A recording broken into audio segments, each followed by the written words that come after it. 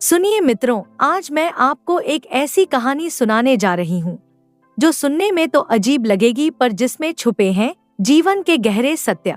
यह कथा है विश्वास और अविश्वास की, अहंकार और विनम्रता की, और उस शक्ति की जो हमारी समझ से कहीं ऊपर है।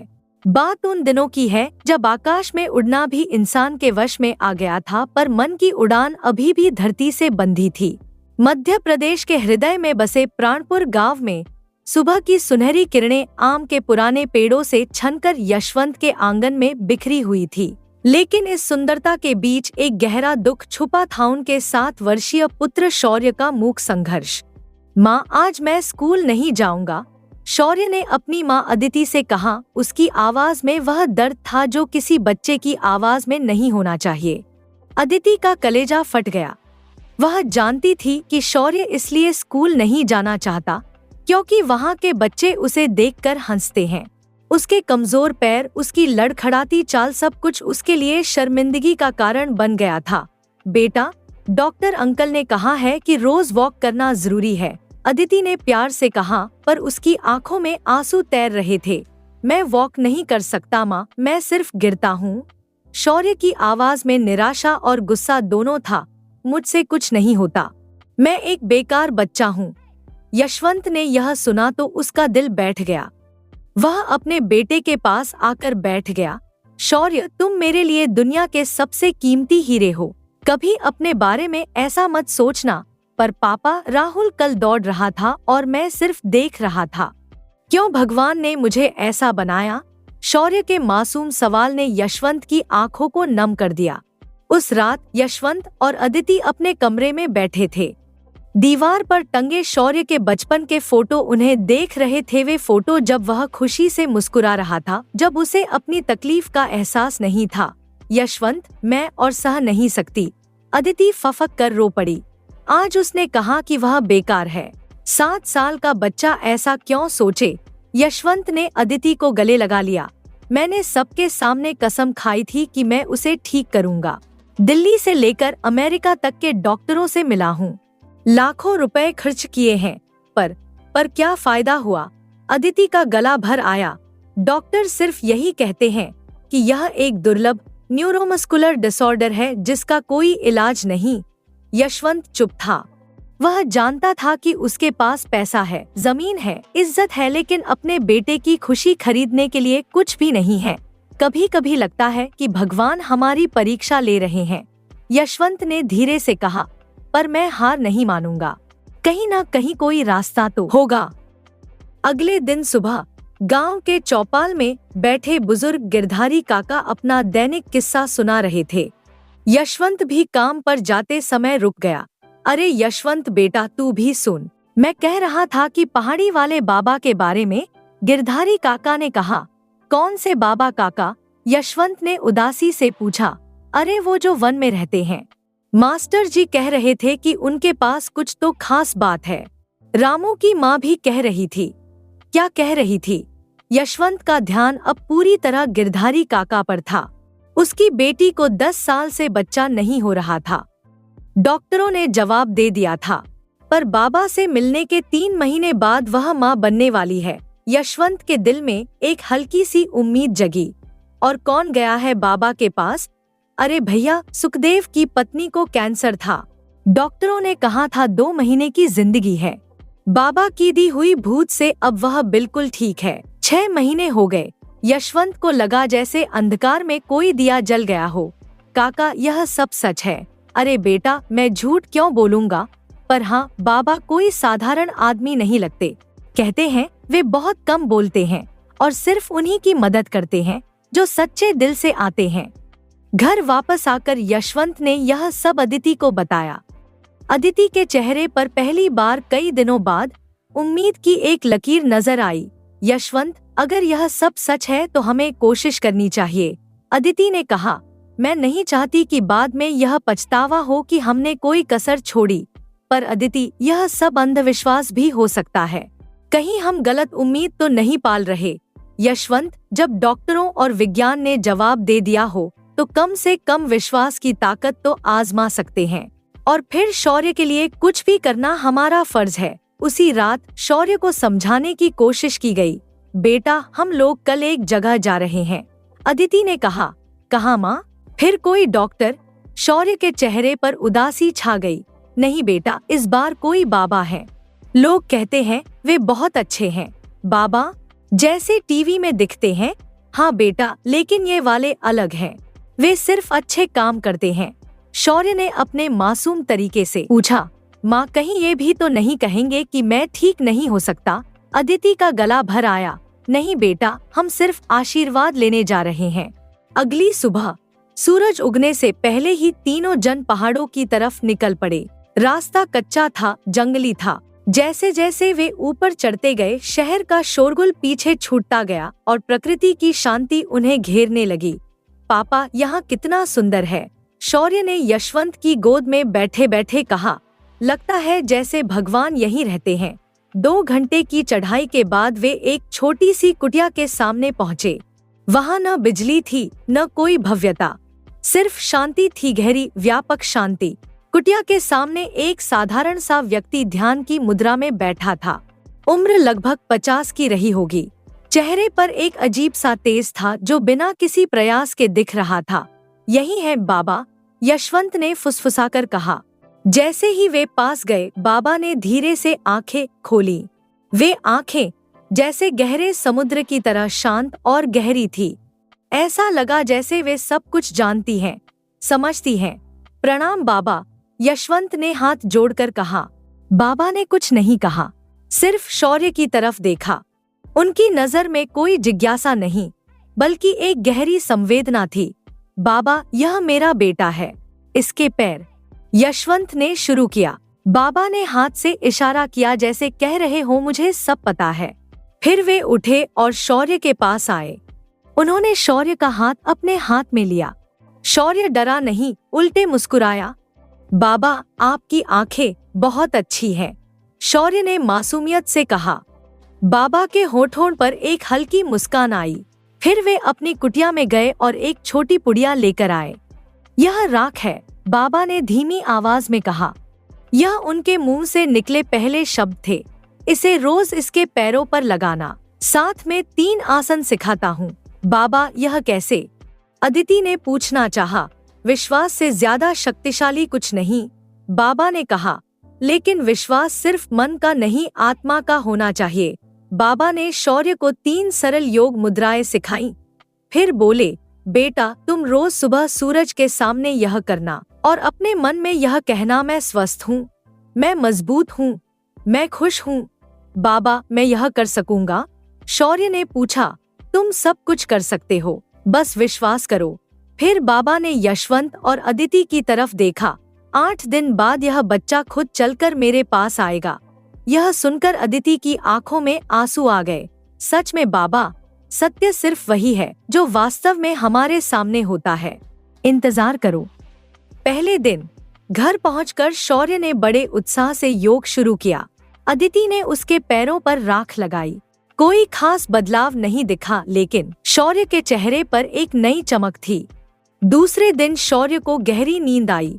पैरों में दर्द कम लगा, वह ज्यादा देर तक खड़े रह सका। तीसरे दिन सुबह उठकर शौर्य ने कहा, माँ, मुझे लगता है मेरे पैर हल्के हो गए हैं। अदिति का दिल तेजी से धड़कने लगा। शौर्य ने दीवार का सहारा लिए बिना 3 कदम चलने की कोशिश की। यशवंत, यशवंत, जल्दी आओ, अदिति चिल्लाई।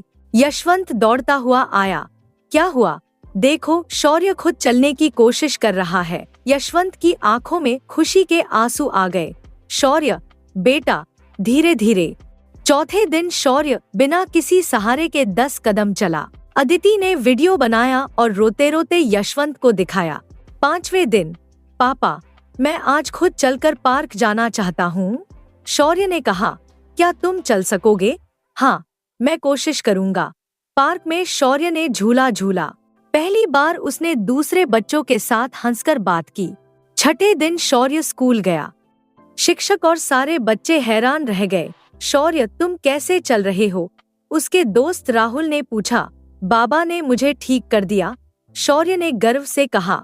7वें दिन, शौर्य ने दौड़ने की कोशिश की। थोड़ा लड़खड़ाया लेकिन गिरा नहीं। 8वें दिन सुबह सुबह शौर्य ने कहा, माँ, पापा, चलो बाबा के पास चलते हैं, मैं खुद चलकर उनसे मिलूंगा। जब तीनों पहाड़ पर पहुँचे, शौर्य खुद अपने पैरों पर चलकर बाबा के पास गया और उनके चरण छुए। बाबा की आंखों में आंसू थे। उन्होंने शौर्य को गले लगाया और कहा, अब तुम हमेशा के लिए स्वस्थ हो, भगवान तुम्हें लंबी उम्र दे। यशवंत और अदिति के पास शब्द नहीं थे। वे बार बार बाबा के चरणों में झुकते रहे। बाबा, हम आपका एहसान कैसे चुकाएंगे? यशवंत ने कहा, एहसान किसी का नहीं, यह सब ऊपर वाले की कृपा है, मैं सिर्फ निमित्त हूँ। उस वक्त बाबा थोड़े चिंतित दिखे।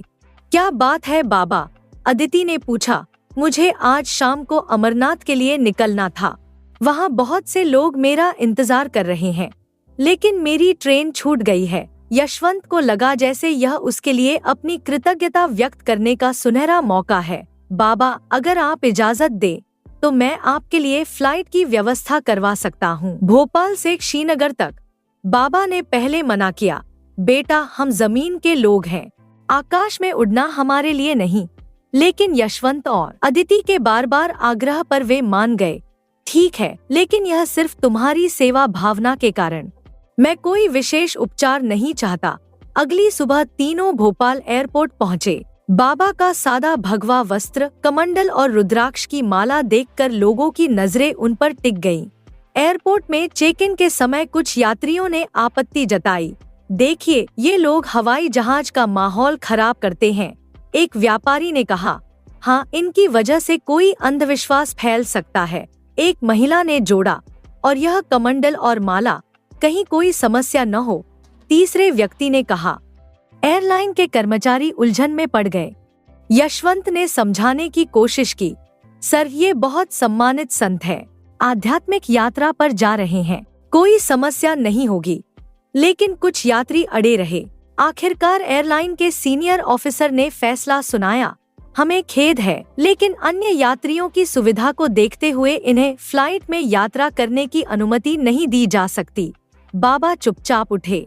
उनके चेहरे पर कोई गुस्सा या निराशा नहीं थी। वे एयरपोर्ट की एक दीवार के पास जाकर शांति से बैठ गए और आंखें बंद कर ली। यशवंत का गुस्सा 7वें आसमान पर था। यह कैसा अन्याय है? बाबा ने किसी का क्या बिगाड़ा है? अदिति रो रही थी। इतने अच्छे इंसान के साथ ऐसा व्यवहार? शौर्य समझ नहीं पा रहा था। माँ, लोग बाबा को क्यों नहीं जाने दे रहे? फ्लाइट रनवे पर पहुंची। पायलट कैप्टन राजेश वर्मा अपने 20 साल के अनुभव में कभी इतना परेशान नहीं हुआ था। को पायलट, इंजन की जांच फिर से करो, उसने कहा। सर, सब कुछ सामान्य है, सभी सिस्टम ग्रीन है। फिर टेक स्टार्ट करो। जैसे ही विमान ने स्पीड पकड़ी, अचानक इंजन नंबर 2 में गंभीर वाइब्रेशन शुरू हुई। कंट्रोल पैनल पर वार्निंग लाइट्स जलने लगी।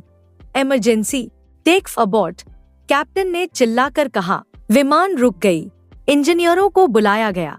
30 मिनट की जांच के बाद उन्होंने कहा, सर, सब कुछ बिल्कुल ठीक है, कोई तकनीकी समस्या नहीं है। दूसरी बार कोशिश करते हैं, कैप्टन ने कहा। दोबारा वही समस्या। इंजन स्टार्ट होते ही अजीब आवाजें और कंपन। तीसरी बार भी यही हुआ। फ्लाइट में बैठे यात्री परेशान हो गए, कुछ डर भी गए। यह क्या हो रहा है? एक महिला ने पूछा। तकनीकी समस्या लग रही है, दूसरे यात्री ने कहा। तभी फ्लाइट में बैठे 4 युवक जो बाबा के गांव के थे खड़े हुए। एक्सक्यूज मी, उनमें से एक ने कहा। हमें लगता है यह समस्या तकनीकी नहीं है। मतलब? एक फ्लाइट अटेंडेंट ने पूछा। जिन बाबा को आपने नीचे उतारा है वे हमारे गांव के हैं और वे कोई साधारण इंसान नहीं है, उनमें दैवीय शक्ति है, यह सब अंधविश्वास है। पहले वाले अटेंडेंट ने कहा। अंधविश्वास? तो फिर बिना किसी कारण के यह फ्लाइट 3 बार क्यों नहीं उड़ सकी? युवक ने जवाब दिया। कैप्टन राजेश परेशानी में था। उसने अपने पुराने मित्र और फ्लाइट इंजीनियर सुरेश को फोन किया। सुरेश, एक अजीब समस्या है, तकनीकी रूप से सब कुछ ठीक है, लेकिन टेक नहीं हो पा रहा। 3 बार कोशिश की है। राजेश, मैंने ऐसा कभी नहीं सुना। सब कुछ चेक किया। हाँ यार, सब कुछ। लेकिन यहाँ एक और बात है, यात्रियों ने एक संत को फ्लाइट से उतारा है। कुछ लोग कह रहे हैं कि यह उसी से जुड़ा है। सुरेश थोड़ी देर चुप रहा। राजेश, मैं तुझे पागल नहीं कहूँगा। मेरे दादाजी कहते थे कि कभी कभी तकनीक से ऊपर भी कुछ होता है। अगर सच में कोई संत है और उसे अन्याय से उतारा गया है तो तू क्या कहता है? राजेश ने आश्चर्य से पूछा। तो एक बार उन्हें वापस बुलाकर देख। अगर यह काम आ जाए तो समझ जाना कि मामला तकनीकी नहीं था। कैप्टन राजेश ने गहरी सांस ली। उसने फ्लाइट में अनाउंसमेंट किया, लेडीज एंड जेंटलमैन, तकनीकी कारणों से हमें कुछ और समय लग सकता है। हम सभी संभावनाओं पर विचार कर रहे हैं। फिर वह व्यक्तिगत रूप से उन यात्रियों से मिला जिन्होंने बाबा को उतारने की मांग की थी। सर, मैं जानता हूँ यह अजीब लगेगा, लेकिन क्या आप इस बात पर विचार करेंगे कि उन संत को वापस फ्लाइट में आने दिया जाए? यात्री भड़क गया। यह क्या मजाक है? क्या आप अंधविश्वास में विश्वास करते हैं? सर, मैं 20 साल से फ्लाइट उड़ा रहा हूँ। ऐसी कोई तकनीकी समस्या कभी नहीं देखी जो 3 बार बिल्कुल सही समय पर आए और जांच में कुछ न मिले। कुछ यात्री अब डरे हुए थे। एक महिला ने कहा, कैप्टन, अगर इससे हमारी सुरक्षा में कोई समस्या नहीं है तो कोई बात नहीं। धीरे धीरे माहौल बदलने लगा। जो लोग पहले विरोध कर रहे थे वे भी अब सहमत होने लगे। कैप्टन राजेश खुद बाबा के पास गया। बाबा अभी भी दीवार के सहारे शांति से बैठे थे, जैसे कुछ हुआ ही न हो। बाबा जी, कैप्टन ने हाथ जोड़कर कहा, मैं कैप्टन राजेश हूँ। मुझे बहुत खेद है। क्या आप कृपा करके फ्लाइट में चलेंगे? बाबा ने धीरे से आंखें खोली। उनके चेहरे पर कोई शिकायत नहीं थी। बेटा, मैं कभी किसी को कष्ट नहीं देना चाहता। अगर लोग परेशान हैं तो मैं दूसरा रास्ता ढूंढ लूंगा। नहीं बाबा जी, सभी आपका स्वागत कर रहे हैं। कृपया चलिए। यशवंत, अदिति और शौर्य की खुशी का ठिकाना न था। शौर्य दौड़कर बाबा के पास गया। बाबा, मैं आपके बिना नहीं जाऊंगा, उसने मासूमियत से कहा। बाबा ने शौर्य का सिर सहलाया और मुस्कुराए। जब बाबा फ्लाइट में वापस आए तो पूरा माहौल बदल गया था। कुछ यात्री श्रद्धा से खड़े हो गए, कुछ ने हाथ जोड़े। वही यात्री जो पहले विरोध कर रहा था अब शर्मिंदगी से सिर झुकाकर बोला, बाबा जी, मुझसे गलती हुई है, माफ करें। बाबा ने उसके सिर पर हाथ रखा। बेटा, गलती सिर्फ अज्ञानता है। ज्ञान मिलने पर गलती भी सुधर जाती है। अब चौथी बार फ्लाइट तैयार की गई। कैप्टन राजेश के हाथ कांप रहे थे। अगर अब भी समस्या आई तो, लेकिन इस बार कुछ अलग था। जैसे ही इंजन स्टार्ट हुए वे बिल्कुल सामान्य लगे। कोई कंपन नहीं, कोई अजीब आवाज नहीं। टेक क्लियरेंस, कैप्टन ने कहा। विमान रनवे पर बढ़ा और बिना किसी समस्या के हवा में उड़ गया। कैप्टन राजेश को यह टेक अपने करियर की सबसे शांत और स्थिर टेक लगी। उसने अपने लॉग में लिखा, आज कुछ ऐसा अनुभव हुआ जो तकनीक से परे था। फ्लाइट अब स्थिर रूप से उड़ रही थी। केबिन में एक अजीब सा सुकून था। बाबा अपनी सीट पर शांति से बैठे थे, आंखें बंद किए हुए। उनके आसपास बैठे यात्री धीरे धीरे उनके पास आने लगे। पहले एक बुजुर्ग महिला आई। बाबा जी, मेरे बेटे का एक्सीडेंट हुआ है। डॉक्टर कह रहे हैं कि बचने की उम्मीद कम है। बाबा ने आंखें खोली और उस महिला के हाथ पर अपना हाथ रखा। माँ, चिंता छोड़ो, तुम्हारा बेटा ठीक हो जाएगा। लेकिन उसे समझाना कि जिंदगी में गति से ज्यादा दिशा जरूरी होती है। महिला की आंखों में आंसू आ गए। सच में बाबा जी, सत्य कभी झूठ नहीं बोलता। फिर एक युवक आया। बाबा जी, मैं इंजीनियरिंग कर रहा हूँ, लेकिन पढ़ाई में मेरा मन नहीं लगता। घर वाले कहते हैं कि मैं नाकाम हूँ। बेटा, सफलता सिर्फ पैसे और पद में नहीं होती। तुम्हारे दिल में क्या है? मुझे संगीत पसंद है बाबा जी, लेकिन पैसे नहीं मिलते। संगीत ईश्वर की आवाज है। जो ईश्वर की आवाज सुनाता है, ईश्वर उसका ख्याल रखते हैं। अपने दिल की सुनो। युवक के चेहरे पर नई उम्मीद जगी। शौर्य बाबा के पास गया और उनकी गोद में बैठ गया। बाबा, आप इतने अच्छे हैं, फिर लोगों ने आपको क्यों नीचे उतारा था? बाबा ने शौर्य को गले लगाया। बेटा, कभी कभी लोग डर जाते हैं। जो वे नहीं समझते उससे डरते हैं, पर डरना गलत है ना? डरना गलत नहीं बेटा, डर भी एक भावना है। गलत यह है कि डर की वजह से किसी के साथ बुरा व्यवहार किया जाए। तो आप गुस्सा नहीं हुए। गुस्सा तो तब आता है ना बेटा जब हम किसी से कुछ उम्मीद करते हैं। मैं तो बस भगवान की मर्जी मानता हूँ। शौर्य सोच में पड़ गया। बाबा, भगवान हमेशा सही करते हैं, हमेशा बेटा, बस हम समझ नहीं पाते। जैसे आज अगर मुझे फ्लाइट से नहीं उतारा होता तो इतने लोगों से मुलाकात नहीं होती, इतने दिलों को सुकून नहीं मिलता। जब फ्लाइट श्रीनगर पहुंची तो एयरपोर्ट पर अजीब माहौल था। किसी तरह से यह पूरी घटना मीडिया तक पहुंच गई थी। बाबाजी, बाबाजी, चारों ओर से आवाजें आ रही थी। दर्जनों कैमरे, रिपोर्टर्स और सैकड़ों श्रद्धालु बाबा की एक झलक पाने के लिए इंतजार कर रहे थे। एयरपोर्ट के अधिकारी खुद बाबा का स्वागत करने आए। बाबाजी, आपका स्वागत है। आपका यहाँ आना हमारे लिए सम्मान की बात है। बाबा शांति से मुस्कुराए। सम्मान तो सेवा का होता है, व्यक्ति का नहीं। मीडिया ने घेर लिया। बाबाजी, क्या सच में फ्लाइट आपकी वजह से नहीं उड़ सकी थी? मैं कुछ भी नहीं करता। जो होता है ऊपर वाले की मर्जी से होता है। लेकिन बाबाजी, यह तो चमत्कार है। चमत्कार विश्वास में होता है, घटनाओं में नहीं। जब इंसान सच्चे दिल से कुछ मांगता है तो ब्रह्मांड उसकी मदद करता है। श्रीनगर से अमरनाथ की यात्रा शुरू हुई। बाबा के साथ अब सैकड़ों लोग थे। कुछ वे जो फ्लाइट में थे, कुछ वे जिन्होंने यह घटना सुनी थी। रास्ते में हर जगह लोग इंतजार कर रहे थे। कोई अपना बीमार बच्चा लेकर आया था, कोई अपनी बुजुर्ग माँ को। पहलगाम में एक महिला अपने लकवाग्रस्त पति को व्हील चेयर पर लेकर आई। बाबाजी, डॉक्टर कहते हैं ये कभी नहीं चल सकेंगे। बाबा ने उस व्यक्ति के सिर पर हाथ रखा। कुछ देर बाद उस व्यक्ति की उंगलियां हिली। अभी नहीं, बाबा ने कहा, लेकिन समय आने पर यह जरूर चलेंगे। तब तक धैर्य रखो और सेवा करते रहो।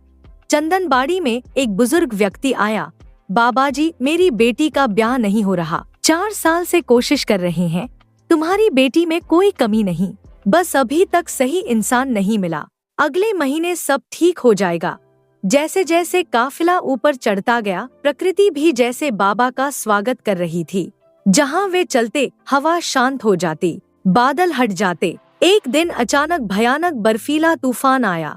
मौसम विभाग ने सभी यात्रियों को रुकने का आदेश दिया, लेकिन बाबा आगे बढ़ते गए। जहाँ वे चलते वहाँ बर्फ नहीं गिरती थी। तूफान उनके आसपास से गुजर जाता था। यह देखकर सैकड़ों लोगों की श्रद्धा और भी गहरी हो गई। यह कैसे संभव है? एक डॉक्टर ने पूछा। विज्ञान हर चीज समझा नहीं सकता, बाबा ने कहा। कुछ चीजें सिर्फ अनुभूत की जा सकती हैं। बालताल पहुंचकर एक और अद्भुत घटना हुई। वहाँ एक छोटी बच्ची थी जो जन्म से गूंगी थी। उसकी माँ रोते हुए बाबा के पास आई। बाबाजी, यह कभी नहीं बोली। डॉक्टर कहते हैं वोकल कॉर्ड में समस्या है। बाबा ने बच्ची को गोद में उठाया। बच्ची भी बाबा को देखकर मुस्कुराई। ओम नमः शिवाय, बाबा ने धीरे से कहा। अचानक बच्ची के मुंह से आवाज निकली, बाबा। माँ की चीख निकल गई। यह बोली। पूरा कैंप इकट्ठा हो गया। बच्ची अब साफ साफ शब्द बोल रही थी। मैं आपको प्यार करती हूँ बाबा, उसने कहा। बाबा की आंखों में आंसू थे। बेटी, तुम हमेशा बोलती थी, बस हम सुन नहीं पाते थे। अंततः काफिला अमरनाथ गुफा पहुंचा। हजारों श्रद्धालु पहले से इंतजार कर रहे थे। बाबा की यात्रा की कहानी पूरे भारत में फैल गई थी। गुफा के अंदर दर्शन का समय था, लेकिन बाबा सबसे पीछे खड़े रहे। जब सारे श्रद्धालु दर्शन कर चुके तब वे अंदर गए। शिवलिंग के सामने वे शांति से बैठ गए, आंखें बंद कर ली। अचानक गुफा के अंदर एक अजीब रोशनी फैली। शिवलिंग से नीली ज्योति निकली और बाबा की ओर बढ़ने लगी। सभी श्रद्धालु स्तब्ध रह गए। कैमरे फेल हो गए, मोबाइल काम नहीं कर रहे थे। जब रोशनी बाबा के शरीर से मिली तो वे जैसे प्रकाश के रूप में बदल गए। फिर अचानक बाबा ने आंखें खोली और पहली बार गुफा में उनकी आवाज गूंजी। सुनो सभी, बाबा की आवाज में अजीब गूंज थी। मैं वह हूँ जिसे तुमने फ्लाइट से उतारा था, लेकिन मैं कोई साधारण व्यक्ति नहीं हूँ। पूरी गुफा में सन्नाटा छा गया। मैं एक पुनर्जन्म हूँ। पिछले जन्म में मैं विमान इंजीनियर था, अहंकार में डूबा हुआ। एक बार मैंने एक संत को हवाई जहाज से उतरवा दिया था। सिर्फ इसलिए कि वे मेरी नजर में आधुनिक नहीं लगते थे। लोगों की सांसें रुक गईं। उस अधर्म का दंड मुझे मिला।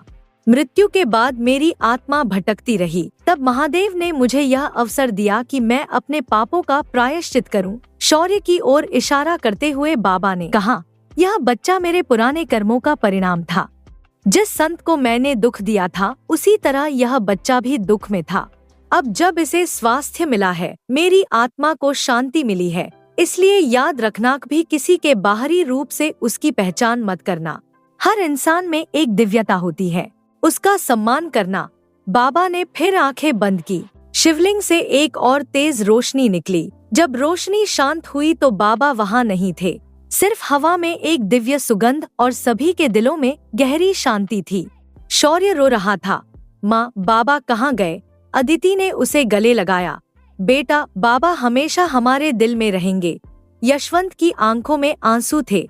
वे सिर्फ हमारे बेटे को ठीक करने नहीं आए थे, वे हमें जिंदगी का सबसे बड़ा सबक देने आए थे। उस दिन के बाद अमरनाथ प्रशासन ने उस तारीख को सद्भावना दिवस घोषित कर दिया। हर साल उस दिन गुफा में विशेष प्रार्थना होती है। शौर्य अब पूरी तरह स्वस्थ है। वह डॉक्टर बनना चाहता है ताकि दूसरे बच्चों की मदद कर सके। यशवंत ने अपने गांव में एक धर्मशाला बनवाई है, जहां सभी धर्मों के लोग रुक सकते हैं। उसका नाम है सद्भावना निवास। फ्लाइट के कैप्टन राजेश ने अपनी डायरी में लिखा, आज मैंने जाना कि तकनीक से कहीं ज्यादा शक्तिशाली चीज है मानवता। और जो व्यापारी यात्री पहले बाबा का विरोध कर रहा था, वह अब एक NGO चलाता है जो गरीब बच्चों को शिक्षा देने का काम करती है।